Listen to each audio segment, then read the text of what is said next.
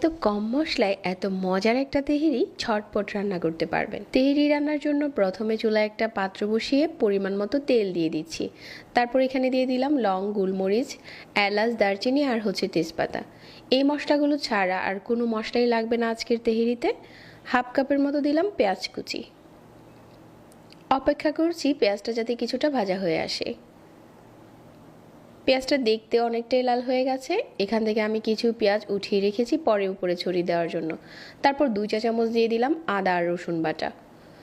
1/4 চা চামচ লাল মরিচের গুঁড়া দিয়ে দিলাম। তারপর দিয়ে দিচ্ছি মাংসটা। তেহেরির মাংসটা ছোট ছোট করে কাটতে হয়, ছোট করে কেটে নিয়েছি।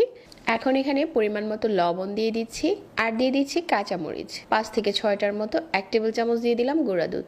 গুঁড়া দুধ হাতের কাছে না থাকলে লিকুইড মিল্কও দিতে পারবেন, তাহলে এখানে 1/4 কাপ দিলে হয়ে যাবে। তারপর এখানে গরম পানি দিয়ে দিচ্ছি 1 কাপের মতো। 1 কাপ গরম পানি দিয়ে চুলার আঁচ কমিয়ে মাংসটাকে ভালো করে সিদ্ধ করে নিচ্ছি যতক্ষণ না মাংসটা নরম হয়ে আসছে। তারপর এখানে 2টার মতো আলু ছোট ছোট টুকরো করে দিয়ে দিলাম। তেহেরিতে আলুটা দিলে খেতে বেশি মজা হয়। আবারও ঢেকে দিলাম। এখন এখানে একটা কাপে নিয়ে নিচ্ছি 2 টেবিল চামচ গুঁড়া দুধ। তারপর এখানে 1/4 কাপ পানি দিয়ে এই গুঁড়া দুধটা ভালো করে গুলিয়ে নিচ্ছি। আমার এখানে আলুটাও ভালো করে সিদ্ধ হয়ে গেছে আর তেহেরির মাংসটাও ভালো সিদ্ধ হয়েছে।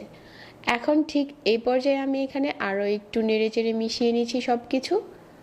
তারপর এখানে চিনি গুঁড়ার চাল দিয়ে দিচ্ছি 3 কাপ।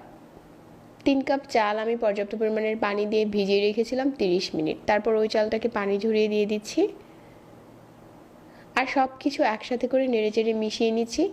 এখানে দিয়ে দিচ্ছি আস্ত কাঁচামরিচ 5 থেকে 6টার মতো আর যেই গুঁড়া দুধটা গুলিয়েছিলাম ওইটা দিয়ে দিচ্ছি। ফুটনো গরম পানি দিয়ে দিচ্ছি আমি এখানে 6 কাপ। তারপর সব কিছু আবারও নেড়েচেড়ে মিশিয়ে নিচ্ছি। যখন ফুটতে শুরু করবে ওই পর্যায়ে ঢাকনা দিয়ে ঢেকে দিচ্ছি। এভাবে করে বেশ কিছুক্ষণ তেহেরিটা রান্না করে নিচ্ছি। এখন পানিটা পুরোপুরি টেনে গেছে।